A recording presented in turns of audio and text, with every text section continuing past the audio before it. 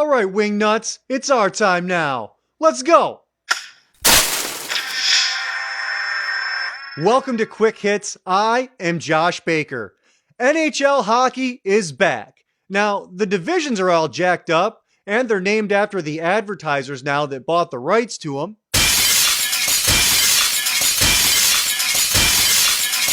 The season is shortened to 56 games, the offsides rule has changed, and only Canadian teams will play Canadian teams during the regular season, but it's back. And it's back for the Detroit Red Wings on Thursday night against the Carolina Hurricanes at LCA. So, get ready to chuck an octopus at your TV screen and not into the ice. And let's get into it. I do not have an NHL insider. They actually are a little bit pricier than you might think. However, I do have the most hockey knowledgeable man that I have ever met in my life. He is my NHL outsider. He is Steve Mosier. We ready for this hockey season? I know I'm ready for it. So I've got some questions for you, Steve. Who is good to be gone? I am personally happy to see Mr. Howard no longer our goaltender. What say you? I say Justin Ablocator was such a huge problem. He got a big, huge contract. Ken Holland did a lot of those. But Justin Ablocator, as much as I know he was great in the community, I know he's a Michigander. So it was sad in that regard to see him go. But as a player, we just didn't need him anymore. And then I would say my dark horse that should have been gone a long time ago is Jonathan Erickson. I don't know if Jonathan Erickson knows how to skate backwards in the NHL. That's kind of important.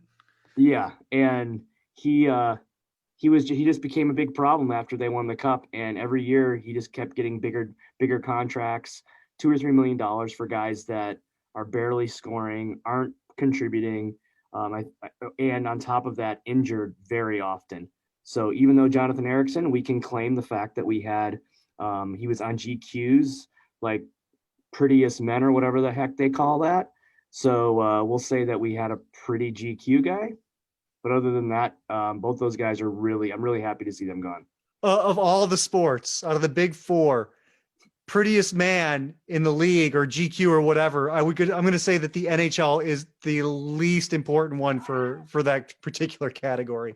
I think any puck bunny would love to hang out or have a quote unquote drink with any Swedish hockey player, but us Canadians and Americans, we're not as attractive. The puck bunnies, I've heard this before. My realtor is a hockey guy, and he told me about the puck bunnies. They're basically just like groupie sluts for NHL players, right? Pretty much. All right. So they're girls. Every girl's got their type, I guess. I guess everybody has their type, but hockey puck bunnies their type is hockey players. So moving on from Erickson and his puck bunnies and his GQ and all the guys that are gone. Who is good that they stuck around that Stevie kept? Well, there's the obvious core of the team: Larkin, Mantha, Bertuzzi, Hronik, even Bernier in some regards. And I'm happy those guys are there. But as far as one player that is really important, he had a terrible year last year just because he was injured. He is actually the longest standing Red Wing that we have is Danny DeKeyser. I think Danny DeKeyser can jump into the power play. We can put him in the penalty kill. We can put him kind of wherever we need him because he's not going to win the Norris Trophy. He's not going to be the worst defenseman we have, but he's a great utility defenseman. Once in a while, he scores a goal, and I'm pretty happy that he's back. He's healthy, and I'm glad he hasn't left. Now, who's good that we got? Who did we pick up that's making the squad instantly better in 21? Well, a lot of people are going to say Thomas Greiss, which I think Thomas Greiss, finally, given your comment on who's good that they're gone, Jimmy Howard, now we have some serious, realistic, good goaltending, having Greiss and Bernier together. Greiss won the Masterson Trophy with Robin Lehner in New York with the Islanders, and they were on a team that was kind of a mid-level team, but those goaltenders were able to win games. They were able to to win games for their team when guys couldn't score and things like that. And Grice is that kind of player, and having Grice and Bernier is going to be a huge thing. But my biggest super surprise, because I think since this kid was drafted, I know he's been through so much. There's so many crazy documentaries about him. I know he has battled some demons with alcoholism and things like that, and having a hard time in Ottawa. But Bobby Ryan is my big choice. I think Bobby Ryan, I could go as far as to say Bobby Ryan could get close to 20 goals this year, maybe 20 assists. I think he could be a close to a point per game guy, because he's going to be playing on the top line probably, or on the second line with Fabry and Philip Zadina. So I think Bobby Ryan is, for $1 million for 1 year, I could see us tying him up for the next 3 or 4 years at maybe 2.5, 3, and he could be a real good top 6 forward for us. So what are the season's expectations with these new guys and the guys that are gone? What should we, I mean, like as a fan, as the casual fan, not the guy that knows these guys inside and out, but the guy that just tunes in on Fox every once in a while, what should we be expecting when we watch the Wings? Well, luckily, and I think this is kind of goes all around in Detroit, I don't think that the Red Wings are going to make the playoffs this year, but that's just because of COVID and the way that things are set up this year.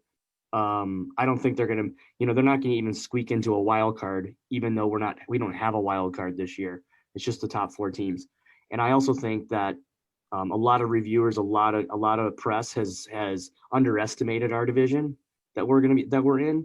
I mean, we have Dallas and Tampa Bay. We have the two Stanley Cup teams, contending teams, and the Stanley Cup winner in our division. We've got the Florida Panthers, who have really increased their talent level this year. We've got Columbus Blue Jackets, who are always squeaking into really great games. And then on top of that, we have Carolina. And Carolina, in my mind, is one of the top 3 teams in the Eastern Conference.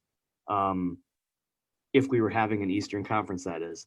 What I would really like to see the Red Wings to do is make sure that they're 4th in the division, 4th to last in the division.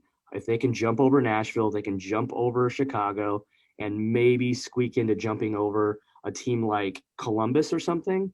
I think that would be a huge jump for the Red Wings.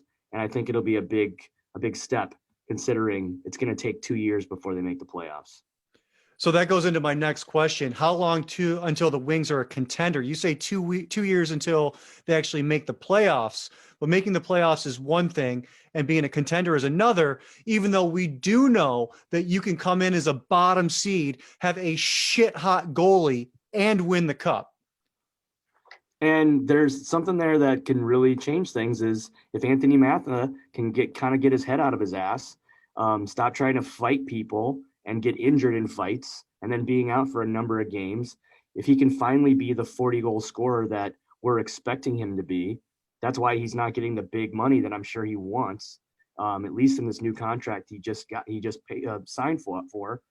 It's just, if Mantha can score 40 goals, if Larkin can get 40 assists, and if Grice can have like a top-notch type year for us, we could be in a really good place, because then we got guys like Lucas Raymond jumping in. This kid, this defenseman for the Finnish team that was lights out in the World Juniors. We got him coming.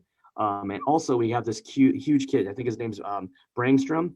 This huge forward who's I feel like he's 7'8", at least that's the way he looked in the World Juniors. But and he was doing dangles all day. It was unbelievable. All right, so you've mentioned a lot of players, okay? And there's one you haven't mentioned, and he's the darling of Michigan, the one guy that everybody wants to go see and who I personally want to see really step up as a leader, and that is Dylan Larkin. What do you think about the kid? Oh man, you're saving the best for last. It's like putting the frosting on top of the cake. Dylan Larkin, he's from our hometown in Waterford, Michigan. Played in the Lakeland Hawks, played for University of Michigan, played in the U.S. developmental program. Immediately, not many players get to do this, was a big proponent of the Red Wings right out of the gate, right from Grand Rapids. And I mean, all I can expect is my one thing, and I love Stevie. I mean, if you got a wing wheel on your head or on your chest, everyone loves Stevie Y. But we gotta name this kid the captain, because he's been the captain for the last year anyway, in my eyes.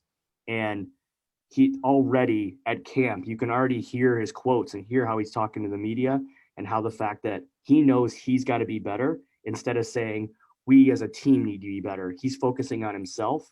And even guys like Sam Gagne was mentioning, I think yesterday in the news, that he goes, it's infectious to have a guy that works that hard.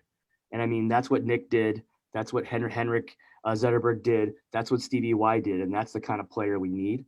And Dylan Larkin's not going to be, he might not be the top scorer in the league. He might not get the most goals, but he's going to be the most well-rounded player. And he's going to be the best leader that we've had in quite some time. I'm excited about him. Well, one more before I get you out of here. First game of the season. Who you got? You got the Wings. What's the score going to be?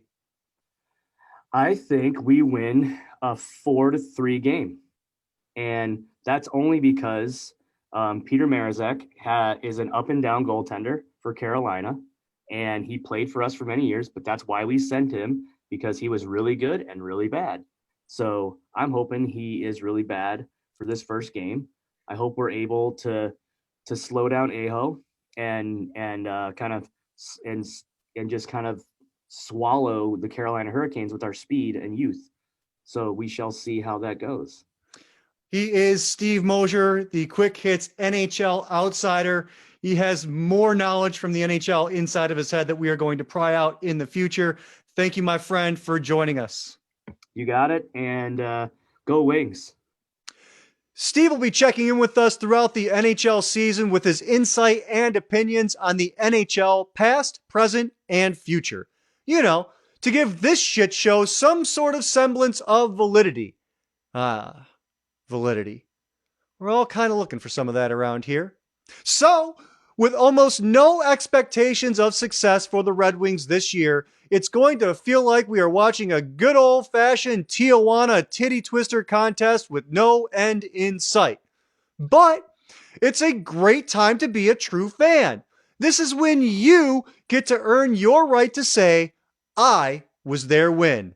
Where the fuck were you?